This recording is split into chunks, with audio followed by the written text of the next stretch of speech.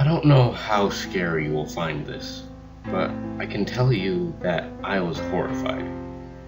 When I was around 12 years old, my parents rented an old shingled house in Massachusetts, about a mile from the beach. We were staying there for the summer, and we were all pumped for 3 months in historic New England. The house was previously owned by a woman named Virginia. She was unmarried and lived there for many years with her elderly father, whom I don't know the name of. She was a perfectly normal woman who rode horses and kept a beautiful garden across the street. My parents never met her father, and we only talked to her a few times, as the rent transaction was done mostly through a retailer.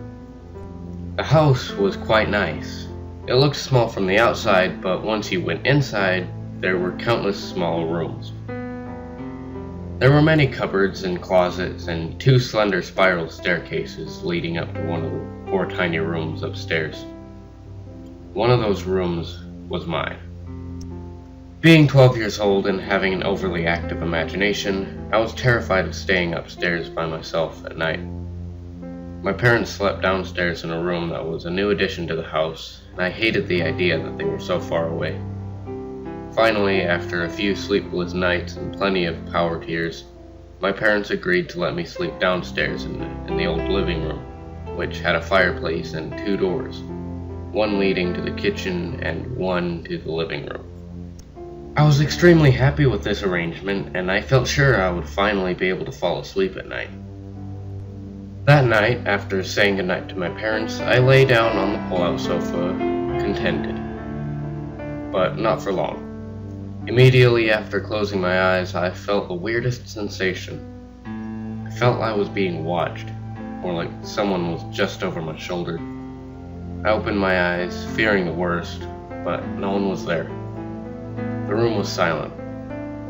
I was completely alone. A little unnerved, I shut my eyes again. And once again, I felt the presence. It's hard to explain, but you know how blind people are more able with their other senses? It was like that.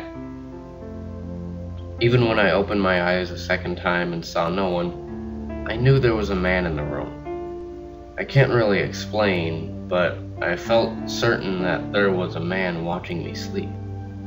However, since I had no evidence, I just shut my eyes, curled in a ball, and fell into an uneasy sleep. Now, fast forward a few weeks. One of my friends was sleeping over, and we were, of course, staying at the house. Despite my mom's protests that we should sleep upstairs, I insisted we stay downstairs. Even though nothing ever happened upstairs, I was still a little wary. That night, after gossiping for a few hours the way only 2 12-year-old girls can, we fell asleep.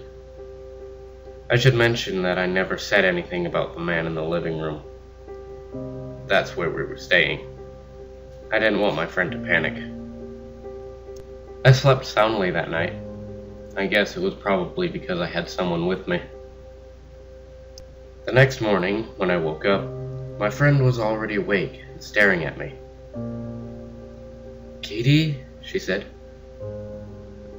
"I'm not crazy, but last night, in the middle of the night, I woke up and felt like..." "Oh my God," I said. "Did you feel like there was a man watching you sleep?" "At first," she said, her voice quivering.